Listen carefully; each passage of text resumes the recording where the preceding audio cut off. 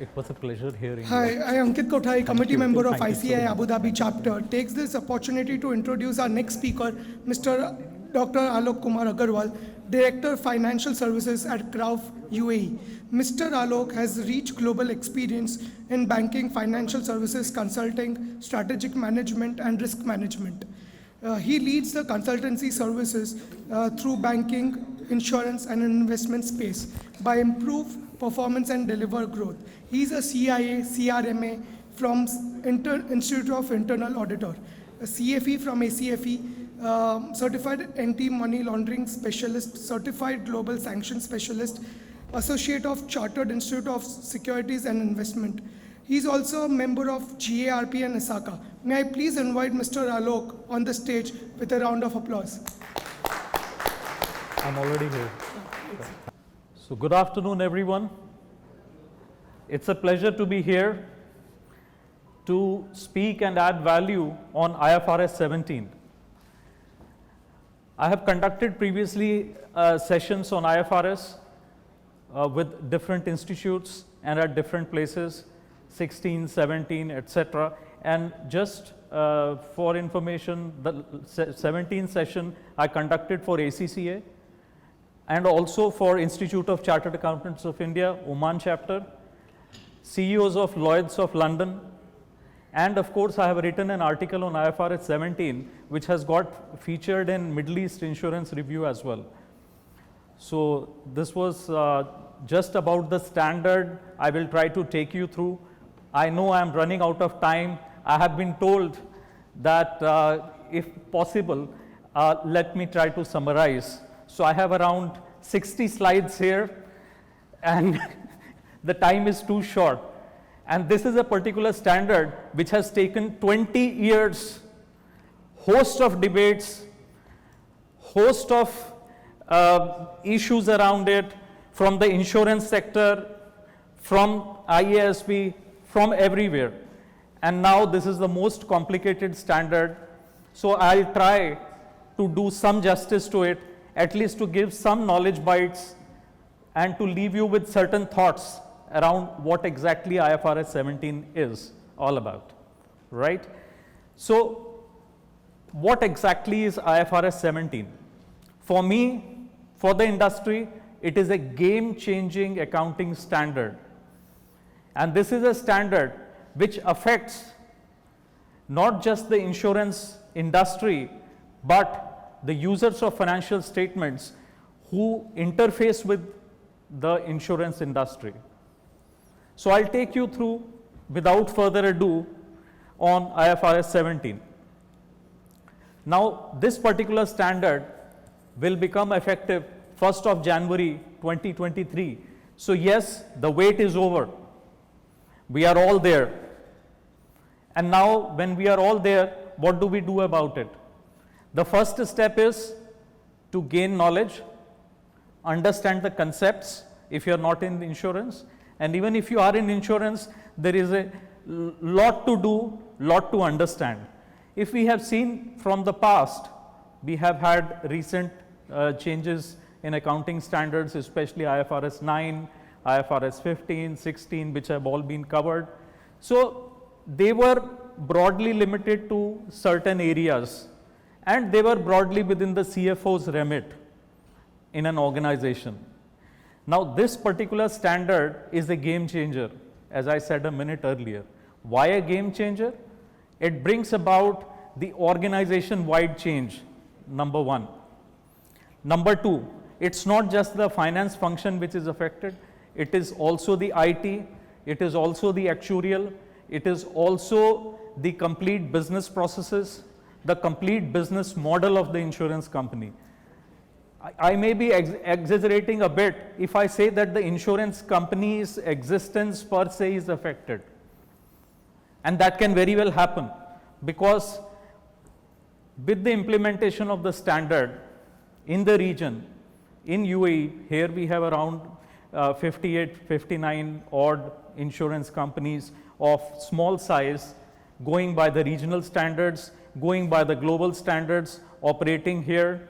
So now once the standard is implemented, what it will bring about? More transparency. right? It will bring about more consistency. When these elements are brought in, then what will happen? Then the company will also have to be more fair in terms of presentation of its results, plus make significant investments in line to comply with the standard and to see that the efficiencies are realized over a period of time. And not necessarily all the companies will be having that much of capital, that much of resources, as we are at the cusp of disruption, not just in the accounting world, but overall. The regulations are evolving constantly. On one side, we have technology. You have all the AIs, blockchains, robotics, etc. of the world. And on the other side, you have a standard. So there is a lot on the plate for the board to look at. So without going into much detail, what was the need for IFRS 17? When we already had IFRS 4, there was no need actually. But let me tell you, IFRS 4 was an interim standard, rather is as of today. So this particular standard was in the making, as I have told you. So this particular standard continued to be made, and now what did IFRS 4 do? It gave a leeway to the firms, especially in critical areas of revenue recognition and liability valuation. I am giving just an example. We will go through the relevant areas very quickly as to what were the key differences. But the key one element, one important difference has been in these two areas. Now, this is going to change with IFRS 17, wherein there will be more consistency in terms of revenue recognition and liability valuation. This is what the standard wants to bring about. The standard establishes the principles for recognition, measurement, presentation and disclosure in terms of insurance contracts. The objective is to ensure that the entity provides relevant information to the users of financial statements that faithfully represents these insurance contracts. That is very much critical for this standard. What will that information do? That information will provide a basis to the users of financial statements to assess the effect or assess the impact that these contracts have on the balance sheet, on the income statement and on the cash flows of the company. So this is the core purpose or the core objective of the standard. If you ask me what are the key benefits, consistent accounting for all the insurance contracts. Next, updated information about obligations, performance, risks, etc. And as I said earlier, it increases transparency. It increases comparability in financial information. Now, let's talk of comparability for a minute. As of now, there have been issues when we want to compare apple to apple. When it comes to comparing insurance companies within their own peer group, or if we talk at a next level, level 2, the comparison of insurance companies with similar other investment firms or the financial sector firms, or operating in a particular geography versus another geography. So this standard is going to change that. So that is going to be very good for the potential investors and, as I said earlier, for the users of financial information. So the benefits are numerous. So as I said earlier, this standard took 20 years to build. So here is a summarized timeline. I am not going into each item in interest of time. So the point is, we are where we are. So 1st of Jan 2023 is the D-Day. And in the Middle East, in the many of the countries in the Middle East, the regulator is driving the implementation and proper compliance so that all the regulated insurance companies are up to speed in terms of their attaining compliance with the standard effective January 1, 2023. In all the countries it's happening in the region. So this is the kind of summarized timeline on the key events around it. So moving on, as I said earlier, there were so many issues around IFRS 4, the economics was not properly understood. Now with this standard, things are going to change. I have covered on that, I'll move on. So lack of useful information, lack of transparency about profitability. So we will go to certain concepts which will help us understand or create rather more awareness as to how the clarity has come in or transparency has come in terms of understanding of profitability and in terms of insurance revenue, insurance expenses, so on and so forth. So we will come to that. So I've covered these points. So there was lack of consistency or comparison even with other industries, as I said a minute before. So these were certain key issues which led to the development of the standard. Now previously the effective date was January 1, 2021. Then there were a lot of representations being made to IASB and lots of discussions took place in the past 2 years, because as I said earlier, there is a hell lot of an investment which the companies must put in order to ensure compliance, right? And also the standard is the most complicated accounting standard so far. There has been less amount of understanding of the standard, then less amount of execution capabilities. So the companies are also working together, they are also evolving while helping the insurance companies implement the standard. So anyways, so these were certain key differences. Now let me tell you who is affected. There are various entities, not just the issuers. Now there could be different types of insurance policies broadly. There could be the insurance contracts issued by the insurance company. They may be issuing also the reinsurance contracts. They may also be holding certain insurance contracts, and there could be certain plans which will have certain discretionary participation feature.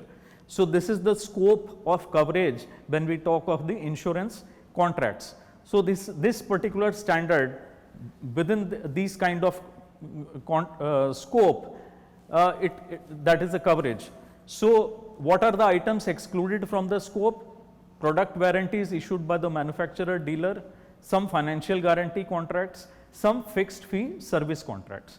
And there is a graph pie diagram on the next on the page which showcases that the total assets of listed IFRS insurers, this is as per the 2015 available data, it is pretty old, but definitely it will give you a certain sense of flavor in terms of the amount of assets which are affected, which runs into like $13.3 trillion by this particular standard, and this is way back with the footnote I have explained in 2015 and 449 companies. So if this is a 7-year-old data, you can imagine how much it must have outgrown today, right?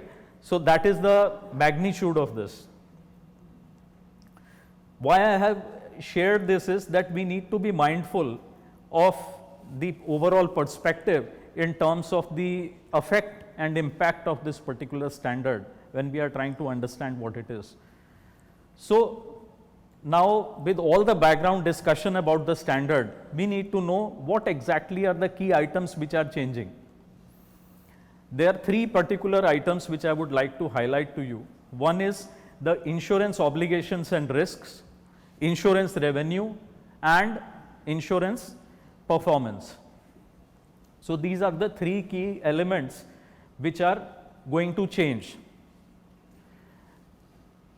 If I may say, again and again I am coming back to the same thing, this is a transformative standard. When you transform a particular thing, it no longer remains the same originally what it was. So, that is the impact around these three key areas. Insurance obligations and risks, they are measured based on the updated information.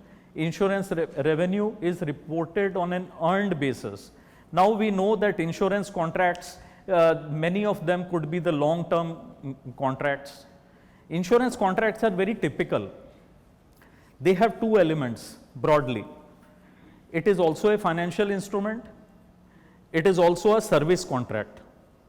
So, apart from that, many of the insurance contracts have the capability to generate significant or a substantial or material amount of cash flows over the remaining period of service, whatever the nature of that contract may be, which is defined in the contractual terms and conditions, what that contract is supposed to cover. So, that kind of contracts, we need the performance will be different, because the standard distinguishes key drivers of profitability. One is the insurance service result, one is the investment result. So, there is a segregation between the underwriting profit which is derived, and there is a difference between the other financial results. So, the users of financial statement, they can see the segregation separately. I will show you how the typical balance sheet as it looks now and as it will look once the standard comes into play, how the current P&L looks and how a typical P&L will look once the standard is effective. So, that will give you a better flavor of appreciation of these kind of terms. So, moving on, I said to you we will come to the differences between IFRS 4 and 17. So, I have covered a couple of them, and the important thing which I want to highlight on that is about the estimates. Estimates is an area, I do not want to get into that, but estimates in IFRS 4, they were not updated. So, whereas when we talk of IFRS 17, estimates are updated at the end of every reporting period. In IFRS 4, it was too difficult to see the key drivers of profit. It was quite opaque in that sense. Here, the key drivers of profit, investment versus underwriting, as I said to you, they are made very, very clear. Last but not the least, the discount rate here is based on the investment in IFRS 4. Okay. Here, the discount rate is based on the cash flows of the contract. So, you can see the cash flows are over a period of contract. And as I said earlier, many of the insurance contracts have the capability to generate substantial cash flows over the lifetime of the contract. So, that makes it more consistent, IFRS 17. So, moving on, I said to you that I will showcase how a typical existing income statement of an insurance company may look like. So, these are the key elements. They may differ slightly from insurance company to insurance company depending on their business model, but this is how a typical income statement looks like. So, I will not go into the details. The key item is that in this particular income statement, if you see, the source of earnings is difficult to identify. Apart from that, there are a couple of line items where there are issues surrounding the cash based collection of deposits, which is part of the gross premiums, and of course, gross claim benefit and expenses, that includes the repayment of deposits. So, I mean, these are kind of challenges. So, the investors and the users of financial statements want clarity, which is being accomplished. How it is being accomplished, I will take you next. And they are confusing adjustment and incorporates multiple factors in the insurance liabilities. And there is an inconsistent measurement which reduces comparability, which we have covered when we talk to PBT. So, what does this particular standard do? The standard IFRS 4 provides no specific guidance in terms of the items which I have covered so far, the inconsistencies or the issues which we have pointed out. it also talks about IBNR, incurred but not recognized concept is being widely used. So let me take you in the journey about certain new concepts around IFRS 17. So these are peculiar to IFRS 17, and IFRS 17, let me tell you, has certain synergies on certain elements with IFRS 15 and IFRS 9 as well. So on that note, these are the certain key items. I'll tell you what these items mean. They may sound Latin and Greek because this is IFRS 17. So this is contractual service margin, liability for incurred claims, remaining coverage, and of course we all know projected cash inflows and outflows, and of course financial risk and non-financial risk adjustment. So this is not just the only terminology which is exclusive to IFRS 17. There are so many other terminologies which are quite exclusive to IFRS 17, which we may possibly not have heard of. We'll take you through these concepts very quickly. So let us come back to the income statement. Now there were certain inconsistencies I shared with you as a sample in the current income, under current dispensation of IFRS 4. Now if we see here, this showcases the richer information content out here, and this is more relevant, more comparable, and the inconsistencies which were there in IFRS 4 income statement, they have been weeded out by application of all the concepts which are relevant to this particular income statement as per IFRS 17. So this is how, I am not going to each line item in interest of time, but this is how it looks like. Having talked about the income statement, let me take you through the balance sheet. This is how an existing balance sheet of a typical insurance company, of course with the caveat that this may differ from company to company depending on the business model, etc., many variables. This is how it looks like. What is the learning from this? It has multiple line items, inconsistent terminologies, inconsistent measurement, making the ultimate users of financial statements, potential investors, regulators, difficult to understand the change, right? So all these factors and elements have been addressed in the IFRS balance sheet.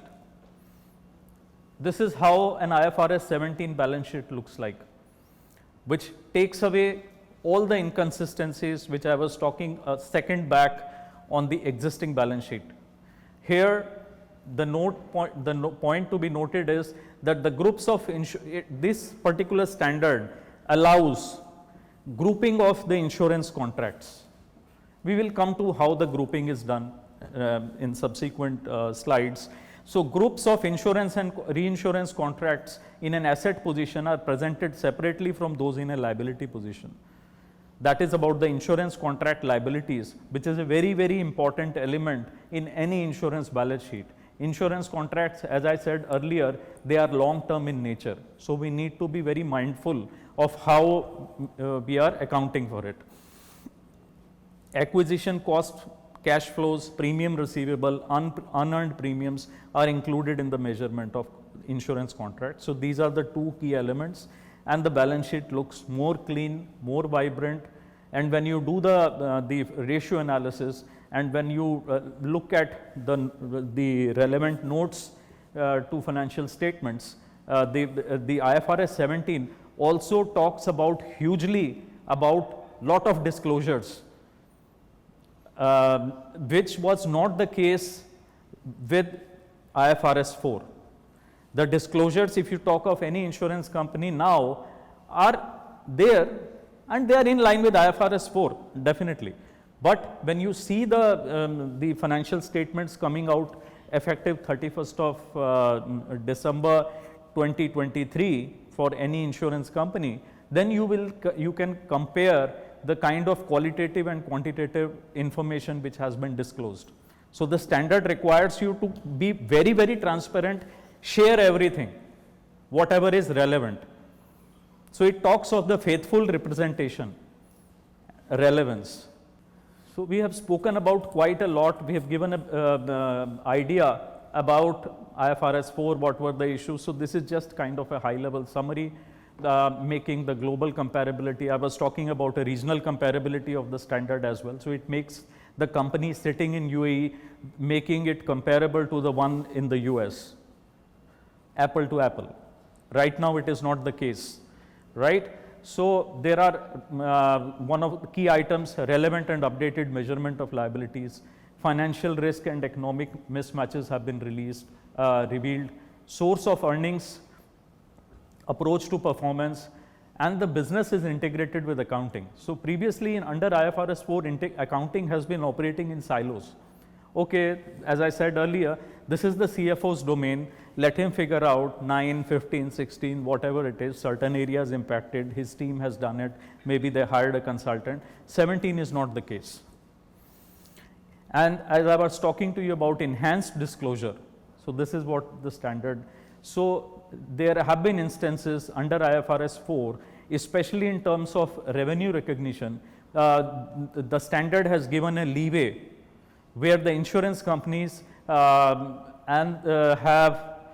interpreted the revenue recognition and done the way they wanted, and also for the valuation of the liabilities, the valuation of reserves also has been done in that fashion.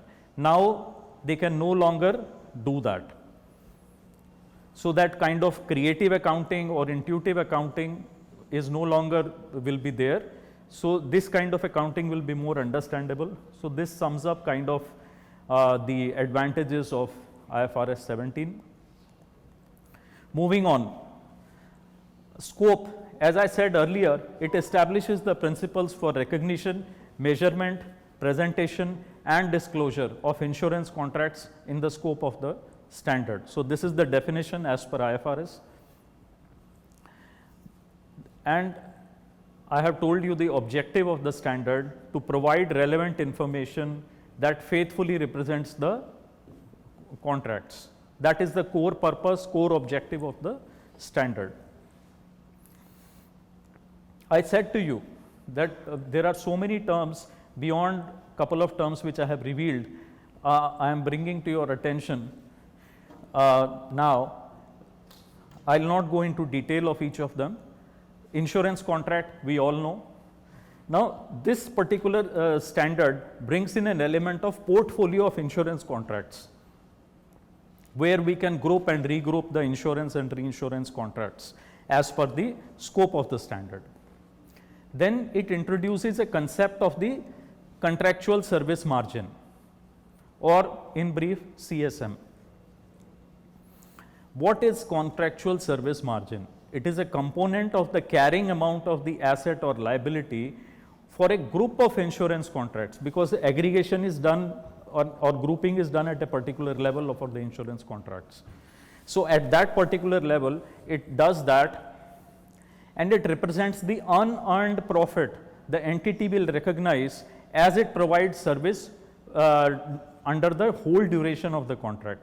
So as the contract duration, for example, is say for 10 years, right? So over different points in time it will recognize. That is what CSM is about. Then it talks also of the insurance risk, fulfillment cash flows. Fulfillment cash flows it is a very important element like the CSM in the standard. Now what exactly, this may be a new term, but the standard says an explicit, unbiased and probability weighted estimate. Apart from the jargon, what exactly does this mean? This means the expected value. Okay, the expected value of the present value of the future cash flows less the present value of the future cash flows, cash inflows that will arise as the entity fulfills contracts, including a risk adjustment for non-financial risk. Now to put it in a more simplified manner, an insurance contract may be running for more than a year or even a year, couple of years. Now what happens is, during the period what will happen? The insurance company will collect premiums, right? And on top of it, it has to pay certain benefits over the duration of the contract, whatever that contingency may arise, which is enshrined in the terms and conditions of the contract, plus there will be certain outgoes like the expenses apart from the benefits over the duration of the contract. So, this fulfillment cash flows, this concept takes care of the what I can say, over a period of time, what will happen by showcasing it in the current, in today's scenario. And also it talks about the risk adjustment for non-financial risk. So, we will see in the coming slides what does that mean. Standard also talks about separating components or unbundling components from an insurance contract. Insurance contracts I have already explained, they are very, very typical. They may be construed as a financial instrument, and also they have a service element associated with it. So, that is the uniqueness of the insurance contract. It talks about the separation of the components of an insurance contract. Now, assuming if there is a financial instrument element to it, subject to terms and conditions of the contract, there IFRS 9 also can be applied. Now, there can be certain elements where there are derivatives, embedded derivatives, etc. So, the standard clearly explains that there you have to apply IFRS 9 to do the proper accounting for that.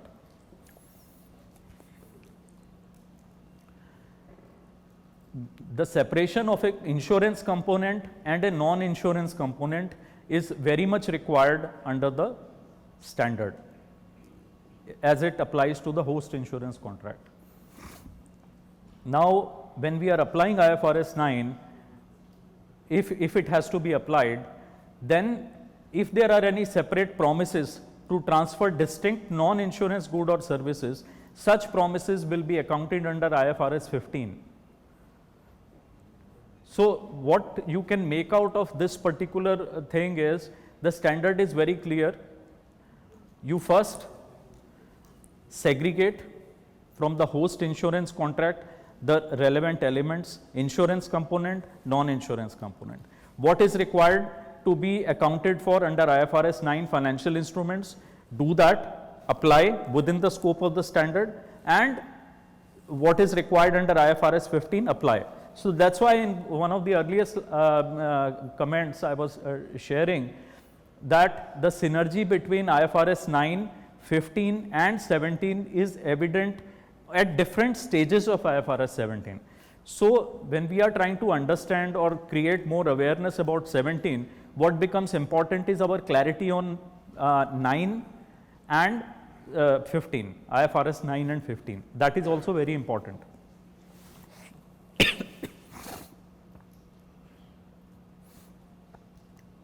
So, I was explaining you the concept of level of aggregation. So, here what we do is, we identify a portfolio of insurance contracts, and as I said, the standard allows for aggregation, which means contracts that are subject to similar risks, they are managed together. For example, there is a product line in an insurance company, say you talk about marine insurance, or you talk about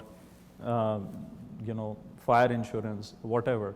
So, they are expected to have a similar risk as far as the insurance company is concerned, and they can be expected to be in the same portfolio if they are managed together. So, the standard allows you to aggregate the different product lines together which are having similar risk component.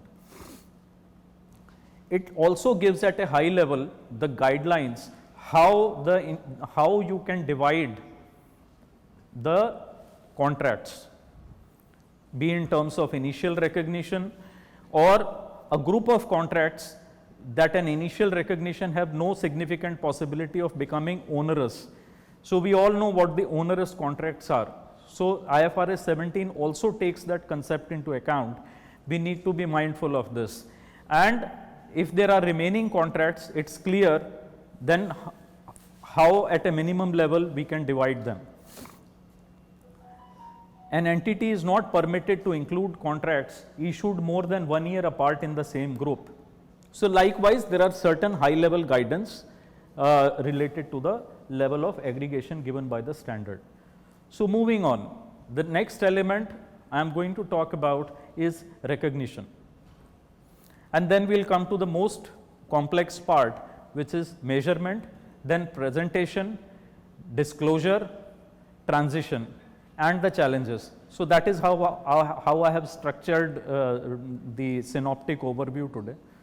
So I'll try to be quick. We all know recognition, and so an entity can recognize a group of insurance contract it issues, and there are 3 conditions associated with it in terms of the revenue recognition. This is at a high level. We need to look at the caveats around it. At the beginning of the coverage period, the date when the first payment from the policy holder becomes due, or when the group becomes onerous. So the onerous contract thing is continuously coming in the IFRS 17. Measurement.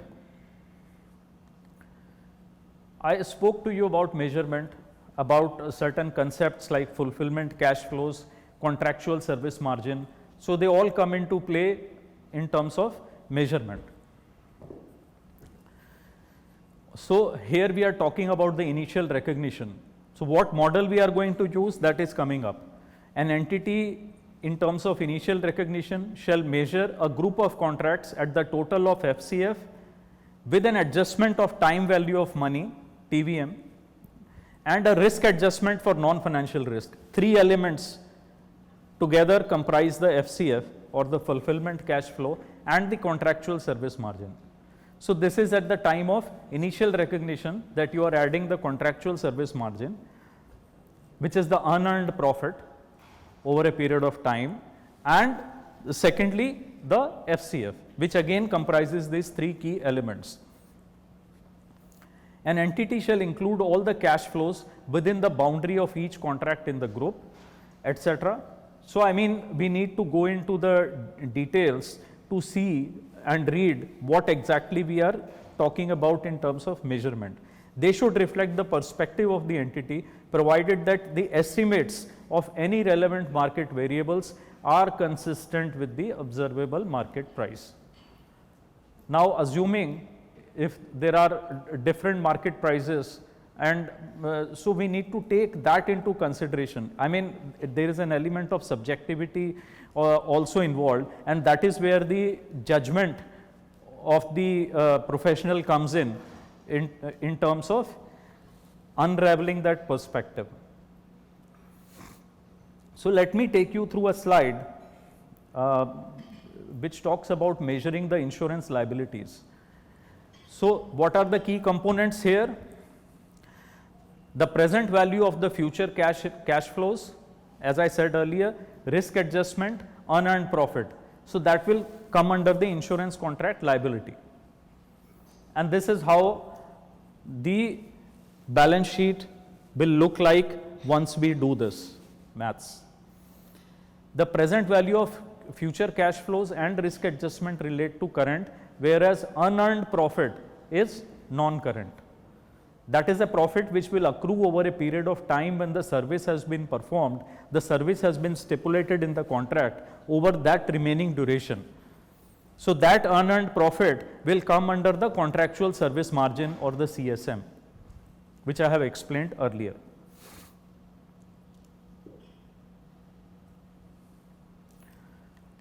So the future cash flows or fulfillment cash flows. So these are the current estimates. As I said twice earlier, the insurance contracts are capable, depending on the nature of contract, the complexity of contract, and the duration of the contract, they are supposed to generate substantial or material amount of cash flows over their duration. So we need to estimate the currently about how much future cash flow we will be accruing, and they will be probability weighted and unbiased, and stochastic modeling where necessary for financial options and guarantees.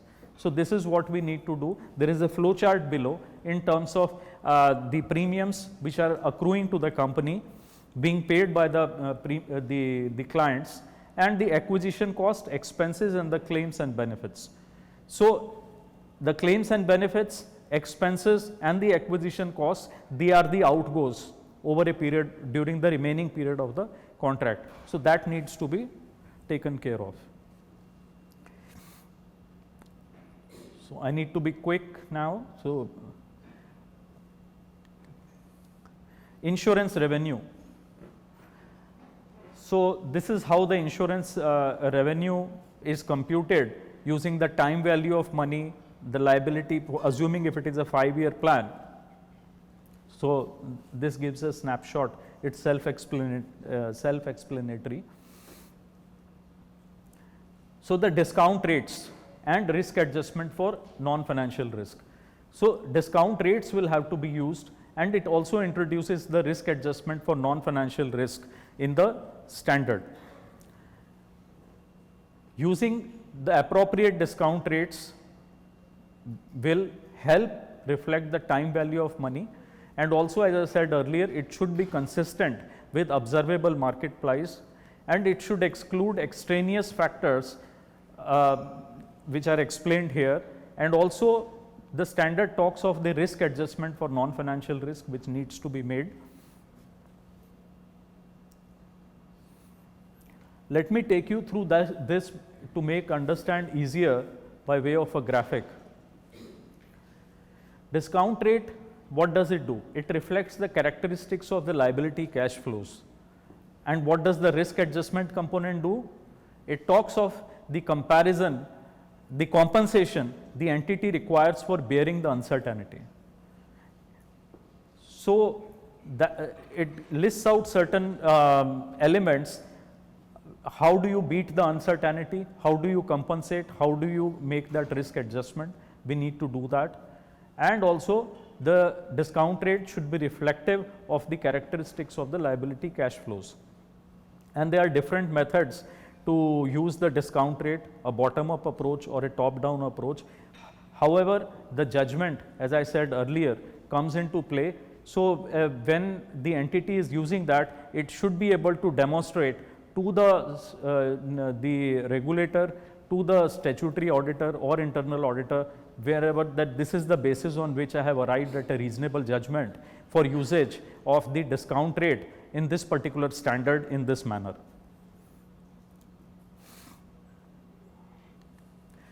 CSM, contractual service margin and subsequent measurement. Why do I talk of subsequent measurement? Because I have already earlier talked about the initial measurement. So, initial measurement is when you are applying the standard. Okay. Subsequent measurement, at the end of every reporting period, the measurement has to be done in terms of the relevant affected areas in the financial statement. Okay. So, the contractual service margin, I have explained, it represents the unearned profit of the group of insurance contract. And for the subsequent measurement, what will it will be the carrying amount of a group of insurance contracts at the end of reporting period to be the sum of FCF and CSM and the liability for incurred claims. Now, that carrying amounts, they can be done two ways as per the standard. They will be reflected in the profit and loss. You can take either the complete profit of either directly through the P&L or through other comprehensive income or the OCI, part of income or expenses. So, there are two methods. It again depends on the accounting policy being used by the company. So, that is the discretion which the standard gives. I have already talked about the onerous contracts. So, moving on. Measurement models. So, there are three measurement models which I am going to talk about at a high level.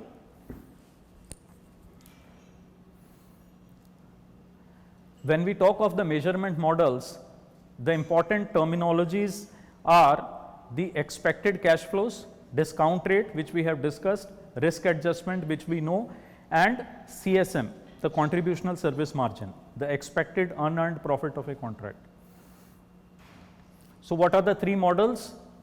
General measurement model, premium allocation approach, and the variable fee approach.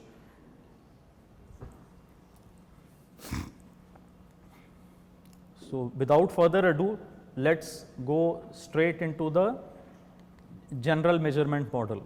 So by way of a graphic, this is basically a standard approach which is being adopted by the insurance companies. If we look at the graphic here, the insurance contract liability, what does it comprise? As we have seen from the balance sheet in the past, liability for remaining coverage and liability for incurred claims. Liability for incurred claims includes fulfillment cash flows.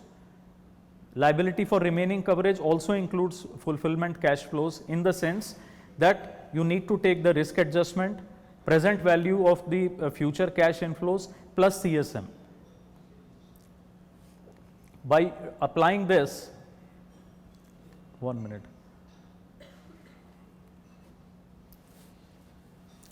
So to break it down into understandable portions, I have segregated. So this approach is also called the building blocks approach, the general measurement model. So here there are so many items which we have covered in the past, and I have explained you what does that mean.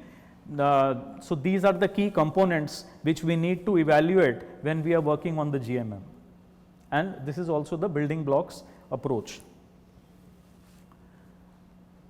This is the graphical representation of the measurement at initial recognition when we are using this particular model. These items have been explained: CSM, fulfillment cash flows, future cash flows, discounting, and risk adjustment. So I am going to take you very quickly in a minute over the a particular example or an illustration. An ABC insurance company issues a group of contracts on 1st January 21 with a coverage period 4 years. I have given the premium cost, acquisition cost, and the company's actuaries estimate the future claims and expenses, and NFRA or the non-financial risk adjustment is this much. So, and there are no changes in assumptions. So this is how the LRC is going to be calculated. I have given the computation based on the data for easier understanding. This is based on the methodology for calculation based on the data of that ABC insurance company applying that particular standard. And this is the journal entry on initial recognition as at 1st of January 21 for this industry. Here we have clearly seen how you debiting the bank account while crediting all the relevant items. Then this is the liability for remaining coverage, how we are calculating the liability. And this is how, as a net result, the statement of profit or loss for the period ending 31st December 21 will look like in terms of revenue, expenses, and insurance service result, which is the profit. And this is how the balance sheet is going to look like after applying these numbers. So the other two models, premium allocation approach and the variable fee approach. So we have covered GMM at a high level, the building blocks approach. Now this is the premium allocation approach. This is suitable for the short-term contracts. And for many non-life businesses, IFRS 17 will not produce fundamental change, except that the application of PA will be more consistent here. And variable fee approach, as I said, there are 4 types of broadly the contracts issued by the insurance company. One, there are investment contracts with the direct participation feature. This will apply to that. So used for investment related contracts where a variable fee is collected by the insurer. The key word is direct participation feature. So this is the next model, the premium allocation approach. So here I have another visual here. This is a very simplified approach where we can use when the contracts are at inception only onerous, or the coverage period is less than 1 year, or when the insurer can show that the result of the PA is no different than GMM. So GMM is the general measurement model which we covered. So the standard gives the discretion to use this. Here what we do is we calculate the insurance contract liability in a similar manner, but using the simplified measurement based on unearned premiums when it comes to liability for remaining coverage. Other items are as per this. So this is in detail the premium allocation approach. There are certain qualifying criteria for it. Every insurance company just can't use it at all the times. So this is the variable fee approach. Now this is the third model. So this comparable to GMM, the only difference is that the group of insurance contract have policy holders who participate in share of clearly identified pool of underlying items. So these are the modifications for contract, if you see from the visual here, in terms of how this is being used. Now what is important is there is a volatility in asset and liability measurement. So we need to be very mindful of the accounting policy choices that we make. Now I said to you there are different components, IFRS 9, IFRS 15 synergies with IFRS 17. So I have explained financial assets, how they are classified, insurance liability. Either you can do through P&L or through other comprehensive income. So accounting policy choice, which the standard gives the discretion, is vital to avoid volatility in asset liability measurements. Moving on, presentation. So presentation will involve 4 key components: insurance contracts that are used as assets.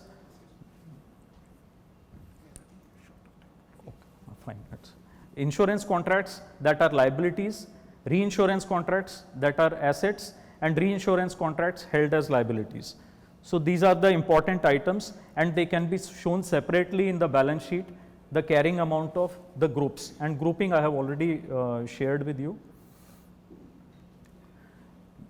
Recognition and presentation in the statement of financial performance, there are 2 items: insurance service result and insurance finance income or expenses. Insurance service result, an entity shall present in P&L revenue arising from a group of insurance contracts issued, and insurance service expenses arising from a group of insurance contract comprising incurred claims and other incurred insurance service expenses, incurred which have already happened. So we need to take that into account. The standard specifies how the insurance service result should be presented. Now this particular approach is applicable to all insurance contracts, how it has to be presented in P&L. Insurance finance income or expenses, which we have covered earlier. Disclosures, I was talking about the disclosures. Disclosures are very important. The standard comes out and asks to give various qualitative and quantitative disclosures which are not available under IFRS 4 currently, if they are not to that extent. It talks of amounts recognized in the financial statement, significant judgments, nature and extent of risks defined in different paras of IFRS. Transition. So the transition to a standard is already underway. So this particular sheet showcases the top-down view of the impact in what are the items for board consideration in terms of financial strength, strategy, and business transformation. What are the key elements down under? Transparency, profit, products, investment strategy, reinsurance, risk, process efficiency, cross-function collaboration. So you can see from this that the impact is organization-wide. So it is not, as I said 2 times, 3 times earlier, restricted to the table of the CFO or 1 or 2 other people. It is across the firm. Transition. The transition gives 3 approaches. The full retrospective approach, that is the recommended approach. Otherwise, the prescribed simplified approach or the fair value approach, and there are certain exceptions where the modified retrospective approach also can be used. So, having said that, there are a lot of implementation challenges in UAE and in the GCC, and globally the firms have gone through. So, we are almost there with the standard and with the presentation. So I'll not dig deep into this. The impact is on data, systems, processes, people, models. It is far and wide. I have said about that. So these are the key implementation challenges. So thank you very much, ICAI Abu Dhabi, for giving me the opportunity. It has been a pleasure. I know this is a complex standard, so almost 45 minutes and 1 hour is not enough to do justice to it, but I hope I am able to give certain flavor to you at a high level with certain examples. Thank you everyone. Thank you, Dr. Alok, for the insightful presentation. Now I would like to invite General Secretary CA Rohit, Dayma, Senior Member Milan Seth, and Mr. Sanjeev Jain, CFO of G42, to present a memento.